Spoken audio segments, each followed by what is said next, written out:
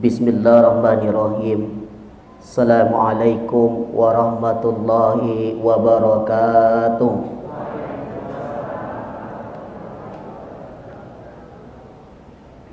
Alhamdulillahillazi an'ama alaina bi ni'matil iman wal islam. Asyhadu an la ilaha illallah wahdahu la syarika la al-malikul a'lam. Wa asyhadu anna Muhammadan abduhu wa rasuluhu sayyidul anam. Sallallahu ala sayyidina Muhammadin wa ala alihi wa sahbihil karim, amma ba'd.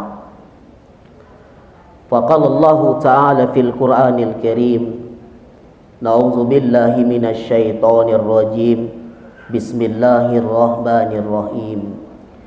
Laqad kana lakum fi Rasulillahi uswatun hasanah liman kana yarjullaha wal yawmal akhir wa zakarallaha katsira. Shadaqallahul azim. Yang sama terhormati Urus Masjid Pak Dr. Jenderal Zulkifli, seterusnya kepada guru kita Ustaz Kamaruzaman MA, guru ambo kan. Makanya tadi ketika menyebut nama ambo apa mulai panjang nampak nama mana ustaz kata kan. Umur ketek baru pang. Ambo kelahiran 1990, 23 tahun baru. Ya tu bu. Pon yo 2032. Masih ketek alun terkenal mana lain tak baji. Seterusnya kepada orang tua ambo, ibu-ibu jemaah salat maghrib dan isya yang dirahmati Allah Subhanahu wa taala. Alhamdulillah, puji syukur kepada Allah Subhanahu wa taala. Pada hari ini kita memperingati Maulid Nabi Muhammad sallallahu alaihi wasallam. Ambo nak menyangka lo ada ampe ustaz dah kan. Dek di telefon ambo langsung saya yo saya kan. Abi dah ada dah. Ambo generasi Pak Doktor. Ya, tadi lama kecen kan. Ambo tak terlalu terkenal. Badan saya ketek, janggut saya panjang stek. Kemudian salam, mari kita doakan kepada Allah semoga tercurah buat junjungan kita yakni Nabi besar Muhammad sallallahu alaihi wasallam.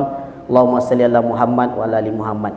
Baik, insyaallah 15 minit ke depan jam 8:10 insyaallah. Berbicara kita tentang akhlak Rasulullah sallam. Pada hari hanya ini saya menyampaikan stimulus saja. Tadi kan Ustaz kan menyampaikan stimulus saja. Kalau sejarah itu kita kaji sangat panjang sekali.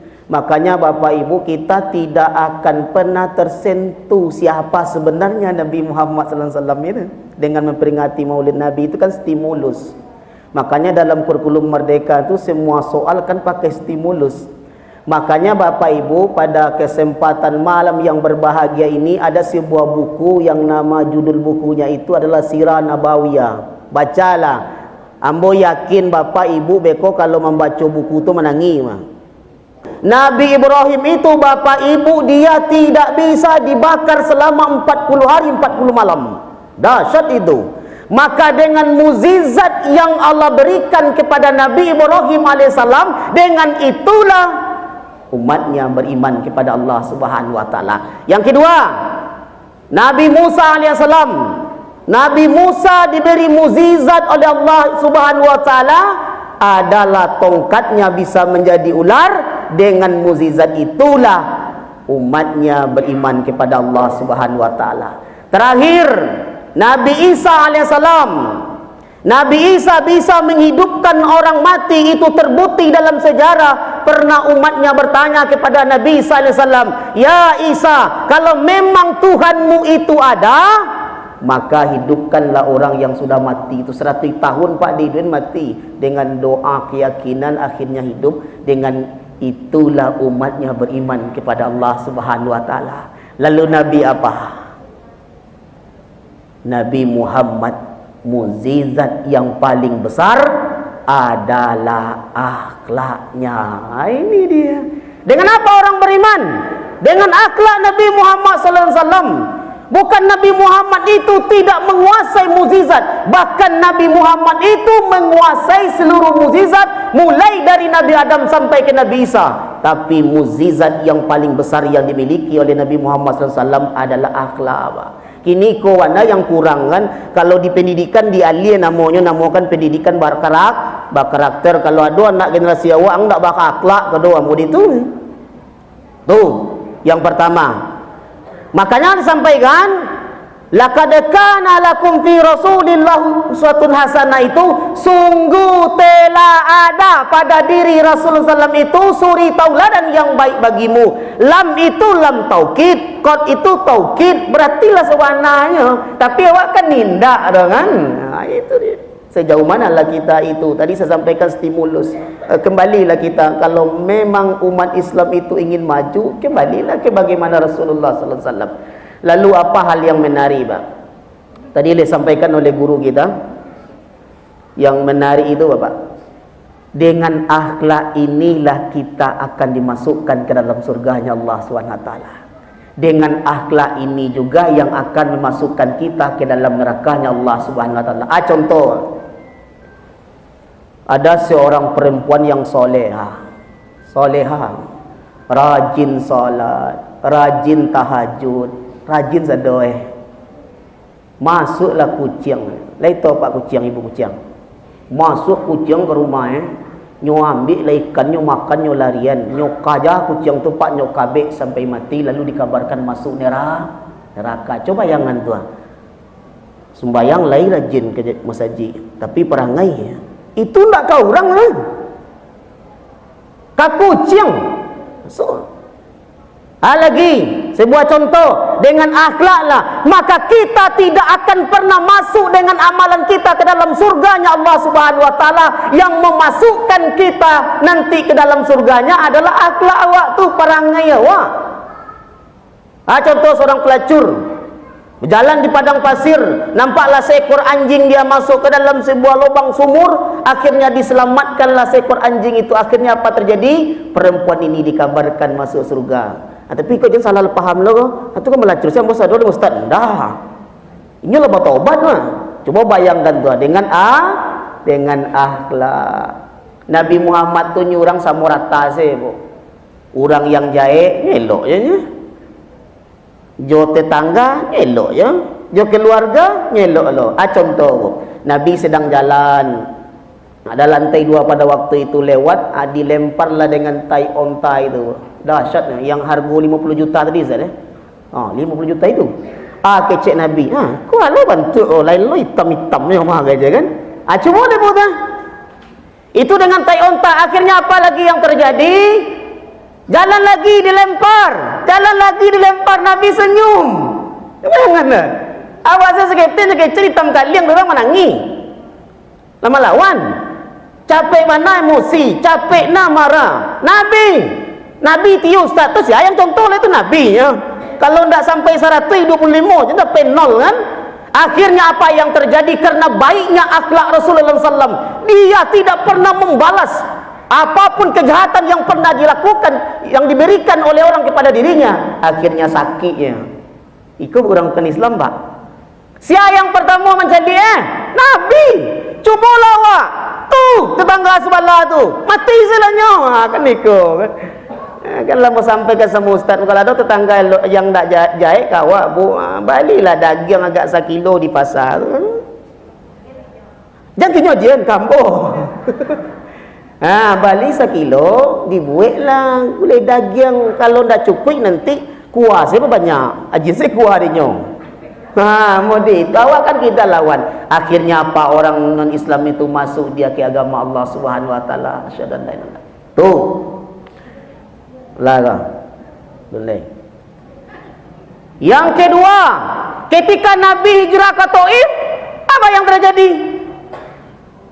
Nabi dengan harapan kau bawa ke sana mati gua, nanti diterima di Taif. Apa yang terjadi? Nabi dikejar, Nabi dibunuh, bahkan Nabi itu berdarah-darah. Coba bayangkan doa. Tadi lama kecen nama. Kalau ada orang menghina awak pada ada manganyo menghina awak karena nyo ndak mampu menyaingi kita, kan itu sebenarnya. Maka kata pakar, buat orang yang hasad itu, orang yang menghina itu kan sama seperti buah busuk tu.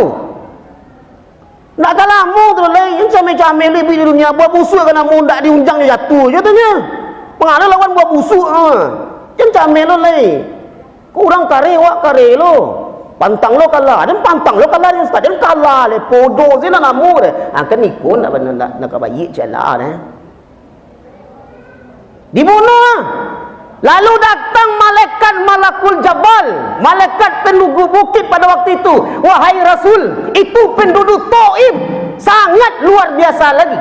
Maka perlu saya angkat bukit Uhud ini, lalu saya timpakan kepada penduduk Taif, dia binasa sado. Jadi endingnya Nabi, kecil Nabi. Janganlah malaikat, janganlah seperti itu. Ya kan? Kenapa orang itu jahat kepada saya? Boleh jadi dia tidak tahu. Maka saya doakan dia, semoga nanti dia melahirkan generasi-generasi yang beriman dan bertakwa kepada Allah SWT. Model itulah ya pun. Wak kan indah. Stek wak maneh, stek wak berangan tu. Terakhir. Ngomong lah. Lain dok makan si aga. Lain mu itu saya suka mu ceramah mah. Mengapa akhlak Nabi Muhammad itu sempurna? Itu dia. Tadi disampaikan oleh guru kita, guru Ambo ya kan? Yang menyusui Nabi Muhammad itu kan siapa itu? Halimatus Sadiah. Halimatus Sadiah itu adalah perempuan yang lembut. Batu kecil guru Ambo tadi, kalau ibu gagal mendidik anak dari ketek sampai SD, barunya SMP, SMA ibu ajarkan gagal selamanya. Maka pakar psikologi mengatakan mendidik anak tuyu dari ketek sampai SD. Itu. Makanya ibu-ibu kalau ndak apa yo sabar-sabar lah mendidik anak tu, akhirnya yang dia yang menyusui apa ibu. Kita singkit saya cerita Nabi Muhammad itu kan disusui oleh Halimatus Sadiah. Lalu disusui bu asinya itu kan disusukan sebelah kiri. Iyo tu bu. Iyo, Nabi Muhammad ndak namo sebelah kiri pak. Tak namo. Mengapa Nabi Muhammad namo sebelah kiri? Karena sebelah kiri itu adalah punyanya Hamzah anak Halimatus Sadiah. Kan kecek ilmunya Pak Mu kurang paham nanti. Ya tu ibu yang tahu. Yang kanan tidak ada susunya. Tapi ketika Nabi Muhammad keluar susu yang kanan itu, Pak. Coba yang kan tuah. Nabi sebayi tuah ma tahunya tu ma. Ma yang punya orang, ma yang punya awak. Iku mula 60. Dan ma punya awak, dan punya orang dah jalan. Tonggak memakannya. Mulai galak kan? Kan mulai tersinggung tuah. Bukan ceramah Ustaz karyawan nama. Tu mana mau ceramah? Maknanya tapi ya tersinggung dah. Kalau nak tersinggung tu tak lu terasa dah. Jom itu terasa. Ndak ada nak jalan je lah tu. Umur lampai 50, 50, 60 ampiang le besok pagi. Antah hari Senin, hari Selasa dah. Manan barang orang nama banyak nak punya tu. Jalan santuang sesedor jalan Ustaz jalan kini dunia lu hitung ayat tadi lah kio. Nabi Muhammad dari bayi lah tu. Lah tu lama nah litak. Belum lain, 3 minit lain. Terus apa lagi? Kenapa Nabi Muhammad itu akhlaknya sempurna? Lihat ayahnya. Ayah Nabi Muhammad itu namanya Abdullah, kekasih Allah, hamba Allah, Abdullah namanya. Beliau usianya meninggal dunia, orang tua Nabi Muhammad itu 23 tahun.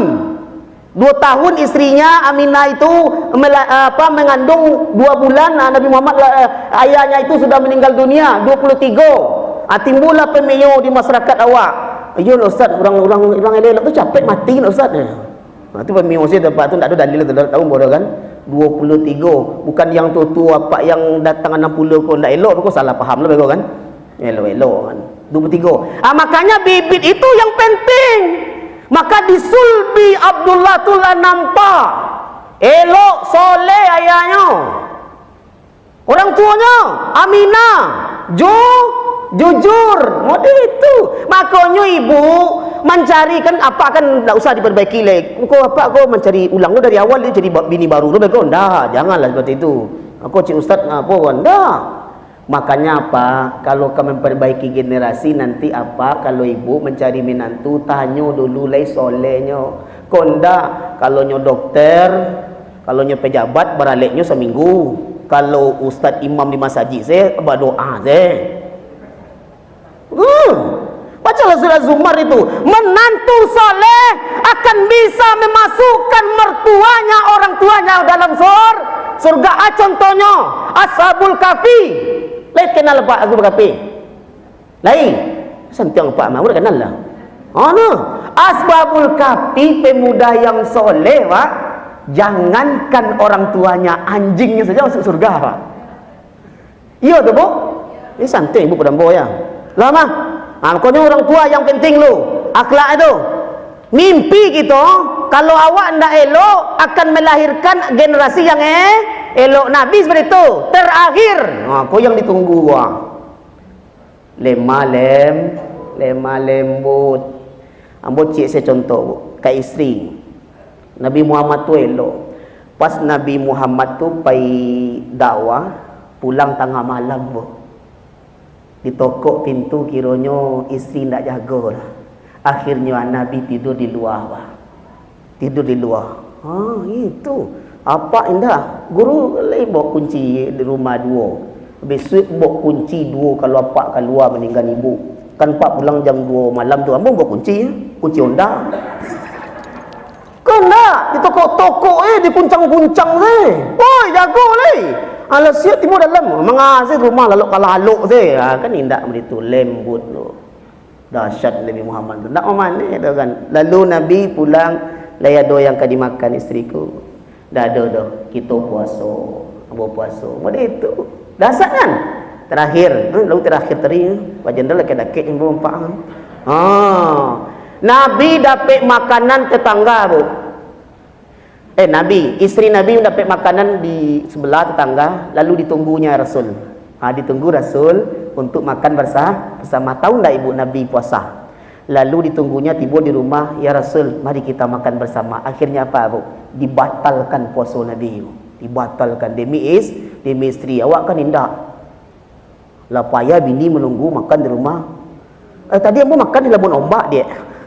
Parit ambo lah kanyang. Otak saya nyoji ibu. Alamah, ambo dia mau tahu otak saya kan. Itulah bu. Jadi kesimpulannya, kalau kita ingin maju yang disampaikan oleh Pak Dr. Jenderal itu, perbaiki akhlak kita. Jangan kasar, santai sajalah. Nyina ada orang senyum. Saya nak berubah dah bu, yakinlah bu.